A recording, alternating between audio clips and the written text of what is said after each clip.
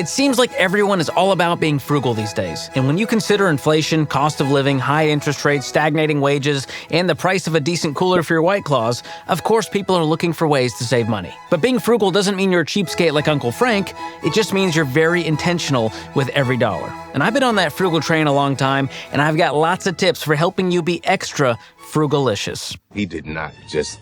Did you just say that? And in today's video, I'm going to share my 12 rules for frugal living to help you save money, live simply, and become a smart spender. But before we jump in, be sure to like this video, subscribe to the channel, and share this with all of your cheapskate friends who never chip in for the queso and try to steal salt shakers from airplanes. Put him in your purse. Put him. All right, let's get to it. Here are my 12 rules for frugal living. Rule number 1, research like your wealth depends on it. One of the hallmarks of frugal people is that they're diligent, shrewd, and wise when it comes to their research. They're never impulsive. They take the time to make sure they've got the best option, retailer, and price. And you've heard the saying that time is money.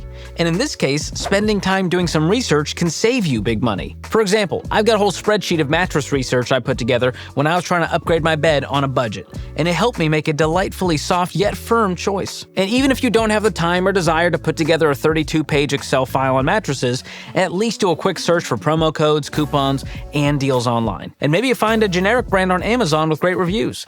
Maybe you're in a store and do a quick online search to find out a different retailer has a better price on the same product. And you know what they say, you're not quite frugal if you ain't using Google. The guys, who said, nobody says that. I may have been the first person in the world to ever put those words together. Frugal rule number 2, buy quality now to avoid buying more later.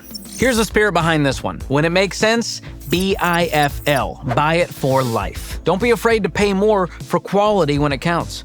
Because sometimes choosing the cheapest option can cost you more in the long run. And you probably know this if you've ever bought one of those single-use disposable cardigans from H&M, which is like all of the cardigans there. Take that back.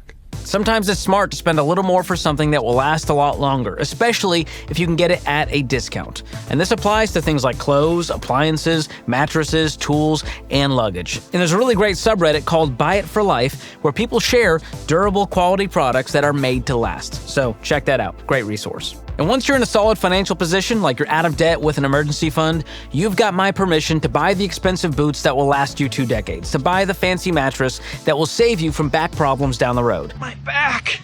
And a nice little side effect of buying less things less often is that you'll be reducing waste and living a more sustainable lifestyle. So there you go. Make Captain Planet proud, or Al Gore. They're basically the same person, except Captain Planet didn't also invent the internet. Thanks, Al. Frugal rule number 3. When your back's against the stall, sell the horse. Now this one goes back to an infamous call I took on the Ramsey show where I suggested a caller named Katie should sell her horse. There's other horses out there. It doesn't even know your name. There's more horses for you on the other side. George. So you're probably wondering, well, George, that felt uncalled for. Do you regret that advice? I don't regret the advice. I regret how it was delivered, which was unkind, to say the least. But don't worry, I apologize to Katie. We're Instagram buds now. I even got to meet her at one of our live events. Although I will say, it was not on my bingo card to almost get canceled by the equestrian community. But my point was this: drastic times call for drastic measures. So if you're stuck deep in a financial hole, it's going to take deep sacrifice if you want to get out. And that might require parting with something that you really want to keep. And sometimes it just makes sense to sell the way too fancy car you bought. Sometimes it makes sense to sell the way too expensive house you got into. And sometimes it just makes sense to sell the horse. All opposed? Comment nay. Frugal rule number 4. Broke people pay interest, wealthy people earn it. You see, interest can make or break your finances, depending on whether you're the one paying it or the one earning it. When you borrow money, you owe interest. You're repeatedly paying someone a hefty premium for the benefit of using their money. And this is the side of interest you don't want to be on. So avoid debt at all costs. Credit cards, car loans, student loans, avoid it all. Now, the one exception I won't yell at you for is your mortgage. But even then, it's only if you stick to a 15-year fixed rate mortgage to pay the least in interest. And even then, pay that early to pay even less interest. So if you're paying interest, it's like using a paper shredder as a piggy bank. You're basically throwing money away every single month, and that is the exact opposite of being frugal. On the other hand, earning interest is the key to building wealth, especially compound growth in your investment accounts. Now, here's what that word compound means. When you invest some money and it earns some interest, then that bigger pile of money earns even more interest. Then that even bigger pile of money earns even more interest. And that leads to exponential growth. And if you invest consistently over a long period of time, eventually your money starts making more money than you do. Now, the best way to harness this magical power is by investing in mutual funds and index funds within tax-advantaged retirement accounts like 401ks, Roth IRAs, or even a health savings account. And investing aside, even a normal high-yield savings account with 5% interest can create some serious compound growth. So if you really want to live a frugal lifestyle, eliminate your debt ASAP so you can stop paying interest and use that freed up money to invest so you can start earning it. Frugal rule number 5. Always be knowing where every dollar's going. I had to defy the laws of grammar to make that rhyme, but it's worth taking the creative license here. This one is all about budgeting, and it's a huge part of living that frugal life. By tracking your income and expenses, you'll have a clear understanding of where your money's going and where you can make adjustments. And this way, every single dollar has a job. So nothing gets mindlessly spent on big dumb cups or grande iced sugar-free vanilla lattes with an extra shot of espresso and a splash of coconut milk. Extra hot whipped cream, double sleeve, no cup. Unless you pre-planned for it in the budget. Then it becomes permission to spend instead of impulse. Now, if the word budget makes you throw up in your mouth a little, just think of this as an intentional spending plan. And check out the Every Dollar Budgeting app, which makes this super easy to create and track all of your transactions. And if you forget this entire video, remember this one acronym, ABB. Always be budgeting. I forgot. Frugal rule number 6. If you fall for the trends, you'll fall for the traps. There are all kinds of financial traps out there. Car loans, HELOCs, even buy now, pay later. But one of the most prominent is credit cards. Yeah. And it's more than just a piece of plastic. It's a straight-up psychological money mind game, and I ain't playing it. And here's why. Even if you pay it off perfectly, every study shows that you spend more when you use a credit card. And honestly, you might not even realize that you do. But get this, in 2021, researchers at MIT conducted a study using fMRI technology to examine brain activity during the moment of purchase. And they focused on the reward center of the brain that releases dopamine. And here was their conclusion. Quote, shoppers with credit cards are willing to spend more on items, check out with bigger baskets, focus and remember more product benefits rather than costs, and make more indulgent and unplanned purchase choices. Doesn't sound very frugal to me. So don't fall for the trends like credit cards and rewards programs, or else you'll fall for the traps. Before we move on to the next frugal rule, here's a bonus rule for you. Frugal people don't overpay for their phone plan. They use a mobile service provider like Tello, which is a sponsor of today's episode. Tello offers crazy affordable phone plans that get you the same reliable coverage and features as the big guys. In fact, they use T-Mobile's towers, so you know it's legit. And right now is a great time to switch because Tello's offering more data and lower prices on every single plan for new and existing customers. And no worries, you can keep your same phone and phone number, no switching required. And Tello pricing starts as low as $5 and goes up to $25 a month for the unlimited everything plan, which includes 35 gigs of high-speed data. And if you know gigabytes like I do, it's a lot of data. And here's the cool part. You stay in the driver's seat of your phone plan. No contract, no writing a handwritten note to change your plan, no tomfoolery of any kind. You can upgrade, downgrade, whenever the heck you want. And because I love frugality, they gave me a special link that saves you even more. So go to tello.com/George to get $5 off Tello's unlimited data plan for your first month of service. That's tello.com/George. I'll also drop the link below if you don't like typing things. Okay, back to more frugal rules. Frugal rule number 7. Pay cash now or don't buy it now. This one is all about living below your means. If you can't afford to pay for something without going into debt, even temporarily, then you can't afford it. And I'm not saying you can never buy something expensive, I'm just saying never use debt to do it. Instead, use a sinking fund. This is where you save for money over time by socking away a little bit each month until you can afford to buy it. That's called discipline and delayed gratification. And this works great for things that are too pricey to pay for in a single month's budget, like new tires or a Vegas vacation. Another option is just to find a more affordable alternative. For example, maybe instead of going to Vegas, you go to Branson to see a nice family-friendly, patriotic dinner show the way the good Lord intended. Either way, living on less than you make and practicing delayed gratification are key components of being frugal and building wealth. Frugal rule number 8. Never spend just to save. Now, there's nothing wrong with sales and discounts and promo codes. I love those things. I'm not afraid to do a little work to figure out how to pay less for that pepperoni magnifico at Marco's Pizza. In fact, here's a little bonus hack for you. Promo code TW30 gets me 30% off every order, baby. Hashtag not sponsored. But Marco's, it's time to make this happen. What are we doing here? What is this will they or won't they charade we're playing?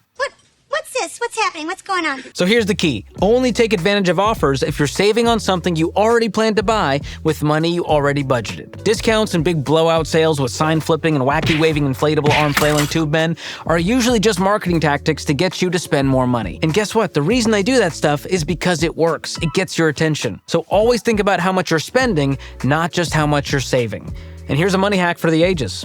Everything is 100% off when you don't buy it.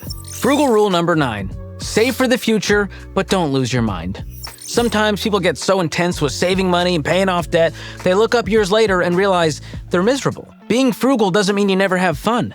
And yes, you can hunker down and live off rice and beans for a while to reach a goal, but this extreme lifestyle is not a long-term plan. People following the Ramsey baby steps, they get out of debt in 18 to 24 months on average, and they get the emergency fund in place within another 6 to 12 months. That's 2 to 3 years of sacrifice so that the next 20 to 30 years can be spent enjoying life to the max. And Dave Ramsey said it this way: live like no one else, so later you can live and give like no one else. So yes, save money and invest for the future, but also be outrageously generous today. Be prepared for emergencies, but don't be a hoarder. You don't need 5 crates of freeze-dried beef stroganoff, Gary. It's disgusting. Well, that felt unnecessary. Set aside some fun money in your budget every month, and don't be afraid to splurge every once in a while on something that brings you joy, like a new Weird Al Chia pet or a trip to the world's largest pistachio in Alamo Gordo, New Mexico. Whatever flips your flops. So TLDR, it's good to prep for the future, but it's also important to enjoy life in the now. Frugal rule number 10.